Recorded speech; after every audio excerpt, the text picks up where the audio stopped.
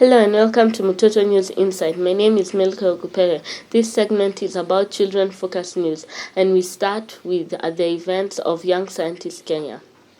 On June 11th, Young Scientist Kenya, in collaboration with Blaze, the Ministry of Education, and the Embassy of Ireland, announced that the National Science and Technology Expedition will be held on 6th to 9th August 2019 at KCC. Dennis Joroge with the report.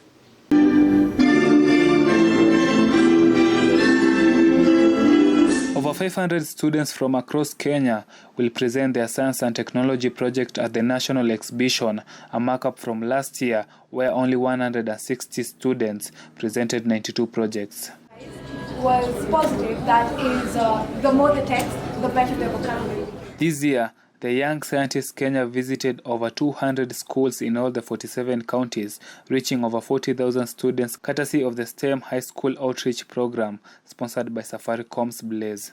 The expanded high school outreach was a response to a challenge from YSK patron President Uhuru Kenyatta during the inaugural exhibition last year, where he tasked the YSK organizing team to roll out the program across the country as part of the national effort to make Kenya a leader in science, technology, engineering, and mathematics. That Young Scientists Ireland, if it was brought to Kenya and, Kenyan people and students and teachers and the government of Kenya really seized on it, that it could help Kenya, I guess, really also take great strides in becoming, more innovative than you already are, because of course we're in a hugely innovative society. In fact, just to mention one quick thing, one of my colleagues in the embassy is going to Ireland this week to do some training, but while she's there being trained by some of my Irish colleagues, she's going to give them a presentation on M-Pesa.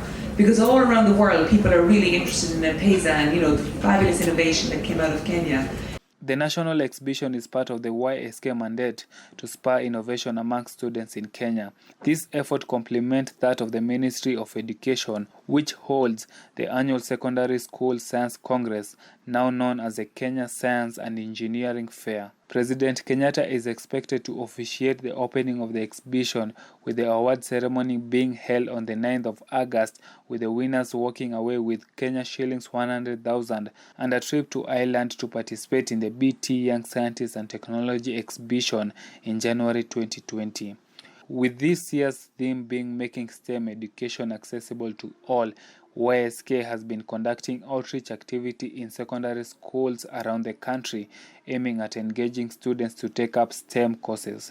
In 2018, Wilson Irungu and Sheikh Ali from Nakuru High School were the winners of the science contest with the internet-based energy monitoring and audit system concept. As a result of their victory, Irungu and Ali got a chance to go on a fully paid trip to Ireland to participate in the BT Young Scientists and Technology exhibition between the 9th and 12th January 2019. I've been doing research on this project since Form 2, and what encouraged me to come up with such a project was, first of all, I saw the problem that we as the Nakuru High School are facing, because back in school, the lights are always switched on even during the day, and it's the security personnel who goes around and switches off all the lights. So I was just wondering what happens by the end of the month.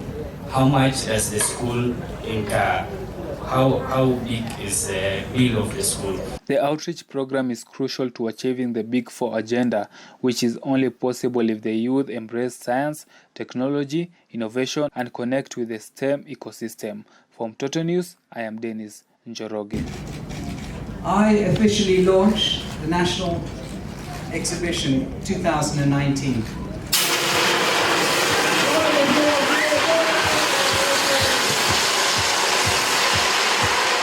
It is parental to worry about the time your children take to get to school and back home. Jamhuri High School students are using technology to clock in and out through a biometric system. Anne Wamboi with a report.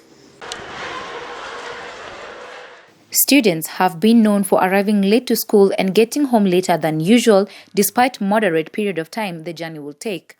Parents have called schools to find out why their sons and daughters take more than an estimated time to arrive home in the evening. Some students have also been summoned by the school board and punished by the administration for misconduct reported between the home period. It is in this regard that schools like Jamhuri High School have adopted the biometric sign-in system to monitor students and ensure that their parents are aware of the reporting and leaving exact time. Last year we had a bit of a challenge between a few boys, and looking at our whole security system, because then there were issues and gaps. So the government, when we sat down with the government and the educationists, the regional director, the CSPS, we found out that we needed to enhance our security because it looked like we had a lot of porous areas, and people would infiltrate in without that. And therefore the Minister of Education gave us grants, and we agreed to put up biometrics where we can be able to know the boys who are coming in and out. Parents receive an SMS when their child immediately signs in and out, therefore being able to monitor whereabouts of the child through the time he or she gets home. And this biometrics is real time. So when they come in and they put their their fingerprints, it informs the parents the child has come in, and when they leave, it also tells them. Cases of arson, theft and unrest cases have led to schools adopting CCTV cameras installed in the institutions for purposes of monitoring students' every movement. What I can say is that we have seen a big change. We don't have a lot of absenteeism because of that. You know, in the past we find students leave home but they don't reach school. Of course, we've been able to take the record.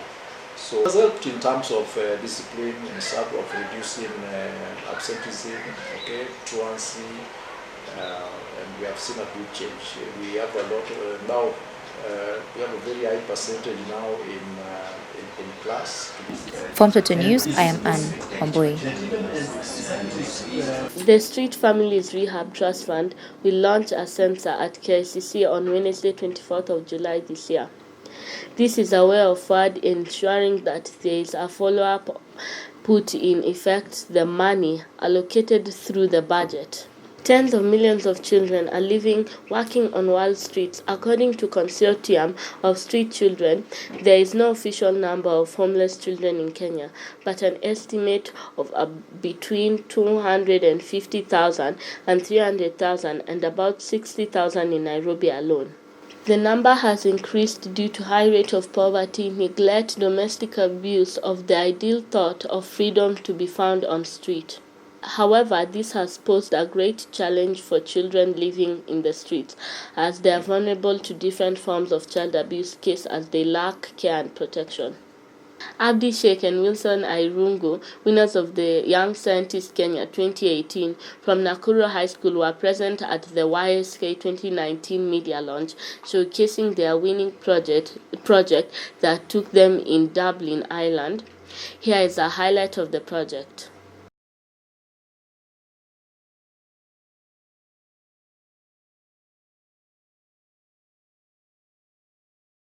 This is basically an energy meter that measures the electrical consumption parameters of every load in the house. So you're able to understand and you're able to see how much does each load in the house consume. Like let's say this being a representation of a certain load, let's say a fridge in the house, you're able to switch off the fridge whenever you need. You're able to switch it off on again whenever you need. And this system is also able to work with both the AC and the DC. Whenever you feel like you are using much of DC and your bill is going higher, you're able to switch on to the direct current using the solar. Then with this system, you are able to understand the whole house, because whenever you set a certain value of the maximum load, maximum power you want to use, if anyone introduces any extra load illegally, you're able to see it and you're able to cut him off. So with such a system, you're able to monitor and audit all the power. By the end of the month, you're able to see and understand why this amount of power, how did it come about. So if we take an example of what they're putting in, when we came up with the project and just by registering to maybe present in the last year's exhibition, we were able to send us mentors who actually were guiding us on maybe how to do up the project, the coding and everything. And actually it was a good journey. When at the exhibition, the KICC, it was good to having to meet and interact with other scientists, become up, meet mentors and professionals who are able to help them in coming up with the project and developing, say, something like coding and hardware. Now that we are Form 4s and we have limited time to study, we decided to give up the innovation for this year, but we mentored some of our members in the club, young scientist club we have back in school, and there will be some guys who will represent us in the young scientist competition.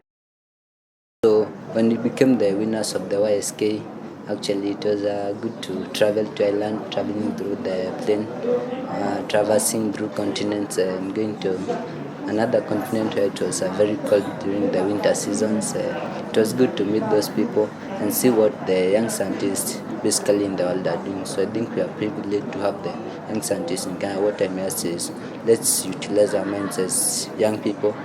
It's good we have a platform, so let's turn our ideas or our solutions into reality.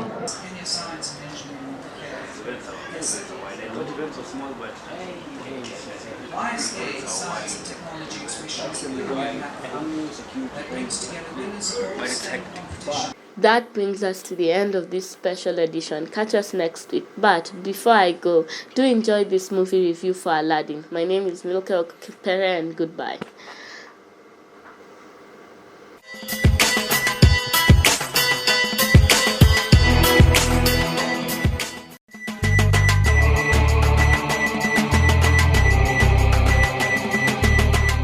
Aladdin is a Disney movie that has been brought to live action. The Disney film was released in 1992, while the live action was released on May 2019. On both the Disney and live action, we introduced to a street boy Aladdin, whom together with Abu, his pet monkey, rescues and befriends Princess Jasmine, who has snuck out of the palace to explore the city.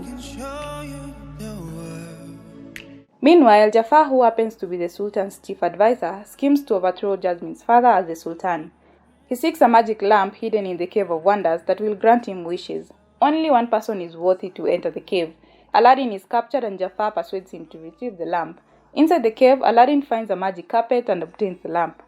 He gives it to Jafar, who betrays him and throws him back into the cave, though Abu manages to steal back the lamp. Trapped in the cave, Aladdin wraps the lamp unintentionally summoning Genie, a powerful omnipotent being who lives inside it. Genie explains that he has the power to grant Aladdin 3 wishes. After they get out of the cave, Aladdin uses his first official wish to become a prince to impress Jasmine and promises to use his third wish to free the genie from slavery. Aladdin enters Agrabah as Princess Ali of Ababwa, arriving in an extravagant spectacle, but Jasmine is unimpressed by his presentation.